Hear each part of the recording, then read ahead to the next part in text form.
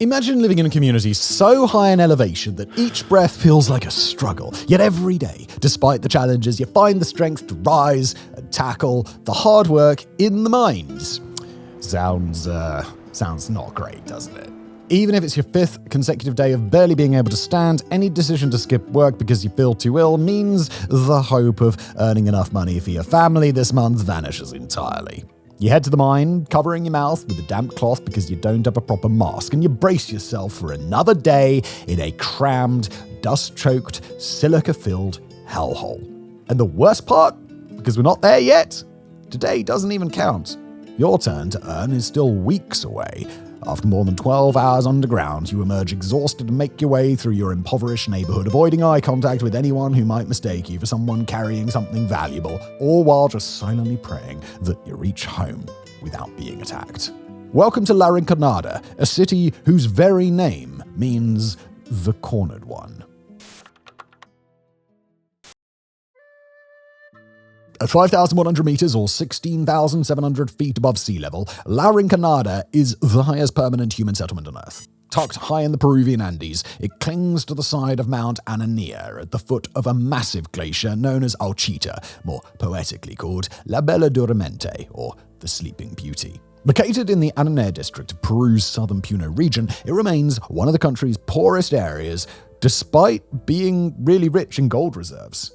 Now, for much of the 20th century, the town was just little more than a mining camp. It drew workers to the nearby gold mine. However, between 2001 and 2009, as the price of gold soared, this once modest outpost began to expand. Miners and their families flocked to Rinconada, settling permanently in search of opportunity. By 2009, National Geographic reported that the population had reached 30,000, a figure that has been disputed by the Peruvian government's census authorities. Today, due to the town's informal nature and transient population, exact numbers remain elusive, though estimates place the population somewhere between 50 and 70,000 residents. Unfortunately, regardless of their numbers, the people of Rinconada endure some of the harshest living conditions imaginable, driven solely by the pursuit of gold. At this extreme altitude, the air contains roughly 50% less oxygen than at sea level. Consequently, many miners and their families regularly experience severe fatigue and symptoms of altitude sickness. Experts estimate that about 25% of Rinconada's population suffers from hypoxia, a condition in which the body's tissues do not receive enough oxygen. The symptoms of this ailment can range from difficulty breathing to cyanosis, where the skin takes on a bluish tint. Meanwhile, the climate's equally unforgiving. At this elevation, the weather is more reminiscent of Greenland's west coast than of a typical South American town near the equator. With an average annual temperature of just 1.3 degrees Celsius, that's 34.3 Fahrenheit, Rinconada endures year-round cold, making freezing nights the norm. Rainy summers and dry winters do little to alleviate the discomfort, and snowfall can occur at any time of year. Housing offers little refuge from the elements. Most homes in Rinconada are makeshift shacks constructed from corrugated metal sheets that rattle in the wind and provide no insulation. Heating's virtually non-existent, and electricity is a rare luxury. Families do their best to survive in these harsh conditions, surrounding themselves with metal panels and makeshift walls built from blankets or thick fabric to retain warmth. A few miners live in more stable, rock-built homes, but those who achieve any real success often choose to leave, relocating to Juliaca, the nearest city situated about 3.5 hours southwest, at a much lower and, of course, much more livable elevation. The town itself lacks meaningful infrastructure and receives little to no government support. There's no running water, no sewage system, no formal waste management. Instead, garbage is piled along the side of the town's deteriorating roads in makeshift dumps.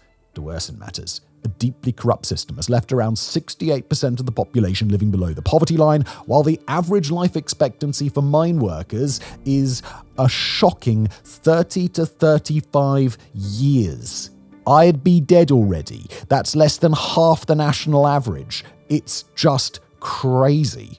This dire statistic stems largely from unsafe and unregulated mining practices, though numerous other challenges in Rinconada also play a role. As mentioned earlier, miners often work without proper protective equipment, using little more than damp cloths over their mouths in an attempt to filter the dust-laden air, an ineffective barrier against harmful airborne particles. The consequences are devastating. Silicosis, a deadly lung disease caused by inhaling fine silica dust, has been found in 50 to 60% of all deceased miners. Medical care, basically non-existent, with just one small, under-resourced clinic attempting to serve the entire population. Again, 50 to 70,000 people. Many residents endure illnesses or injury without treatment, unable to seek proper care unless they can make the long journey to Juliaca. Even that option is frequently out of reach, as miners must obtain permission from their bosses, an unlikely scenario under Rinconada's exploitative labor system, known locally as cachorio. Under the practice of cachorio, miners agree to work in the mines for the owners or operators without any pay for a set period, which is typically 30 days. During this time, they receive no wages, no bonuses, no living stipend. In exchange, they're given a single day at the end of the period to enter the mine and keep whatever ore they can find and carry out on their shoulders. Although this arrangement may seem unusual and decidedly exploitative to outsiders, it's actually a common practice in many Andean mining communities. To make matters worse, much of the mining is done artisanally, meaning that workers rely on basic hand tools rather than modern equipment. Although the system might seem promising, after all, one could theoretically carry a significant amount of valuable ore on their shoulders, it is ultimately controlled by the mine operators, who retain full discretion over its implementation. According to some miners, when their one day finally arrives, they're often sent to sections of the mine known to be depleted, or to areas containing little valuable material. As a result, many end up collecting only a few scraps of ore, usually yielding disappointing returns. In fact, most miners rarely strike it lucky on their one allocated day, with the reported average monthly income for workers being a meager 800 to 1,000 Peruvian sols, or less than $300. Some months, the rocks they collect yield nothing of value at all, meaning they have effectively worked the entire period for free. In essence, cachoeira amounts to little more than a slavery scheme disguised as a lottery, one designed to keep workers coming back, ever hopeful for another shift. Women, meanwhile, are not allowed to work in the mines at all. This exclusion is rooted in local superstition, which paints women as unlucky, distracting, or even dangerous in such environments. Instead, many work as palaqueras, sifting through discarded ore in the hope of finding overlooked fragments of gold. Others remain at home taking care of the families that their miner husbands have brought into this nearly uninhabitable hellscape. While women are barred from the mines, children, specifically boys, they aren't. Their small size actually makes them ideal for navigating the narrow underground galleries that adults struggle to enter. As a result, boys as young as 6 are sent to work in the mines. Although all workers are officially considered voluntary, it is difficult to imagine a 6-year-old willingly choosing to descend into the dark, dangerous tunnels of La Rinconada. In reality, many of these children are coerced by adults or sent by their families who see no viable alternative in the face of crushing poverty and limited opportunity. With a system so deeply entrenched that the entire town relies on it, it is no surprise that La Rinconada has earned a more sinister reputation in recent years. For many residents, resorting to illicit activities has become the only means of survival, a reputation that has even earned the town an alternate name, La Ciudad Sin Ley del Peru, or the Lawless City of Peru.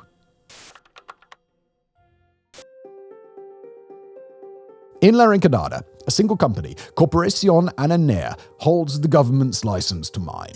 Yet numerous unlicensed mines operate throughout the town and the surrounding region, largely following the same cachoeira system, albeit without state approval. As a result, illegal mining has become the city's most pervasive and openly practiced crime. Although foreign companies are officially prohibited from participating in these activities, many still indirectly support the illegal mining industry, often through shell companies that purchase gold anonymously further down the supply chain. One notable company actually involved the Swiss company Metalor, one of the world's largest precious metal suppliers, which in 2018 came under scrutiny for its involvement in questionable sourcing practices.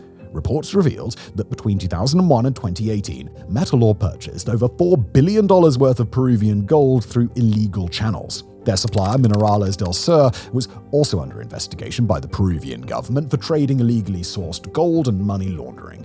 While Metalor claims to have stopped sourcing gold from such dubious origins since 2018, their involvement is just one facet of a much larger problem. In Peru, it's estimated that roughly 28% of all gold is mined illegally. Despite the harsh and often dangerous conditions under which this gold is extracted, it frequently finds its way into supply chains of globally recognized brands like Apple and Tiffany & Co., allegedly. Unfortunately, illegal mining is only the tip of the iceberg in La Rinconada. Today, violence is an everyday occurrence. Street fights break out regularly, and the sound of gunfire is disturbingly common. Often these confrontations are sparked by disputes over gold. People are frequently attacked or accused of hiding ore, and tensions can escalate rapidly. As a result, the city is plagued by brutality, with bodies left to decay in plain sight, dumped on garbage heaps, or hidden in the labyrinth of illegal mining tunnels. In 2019, 7 miners were found shot in the head inside a tunnel beneath the mountain, likely victims of a deadly dispute over gold. Then in April 2024, 3 security guards were gunned down at a mining site by a group of hooded men attempting to loot the operation. The violence continued into 2025. In January, a nightclub shooting claimed 3 lives, and just 2 days later, 2 more men were discovered dead in a mining waste field. Rinconada has come to resemble the lawlessness of the Wild West, where survival often depends on who draws first, and where gold is worth killing for. This brutal reality affects everyone in the city, including women and children, though they are most often victims rather than participants. Sexual violence and exploitation are rampant. Girls as young as 12 or 13 are lured to Rinconada with false promises of legitimate work as bartenders, cooks, or waitresses. Many of the bars where they're employed at double as brothels. Initially, these girls work as ficheras, a term derived from the slang word for bottle cap, feature. Their job is to sit with minors, encourage them to drink, and earn a commission for each beverage sold. Bar operators closely monitor the most promising ficheras, grooming them with kindness gifts and new clothes. Gradually, these girls are coerced into dancing, flirting, and eventually entering the world of sex work. What begins as drink peddling quickly turns into exploitation.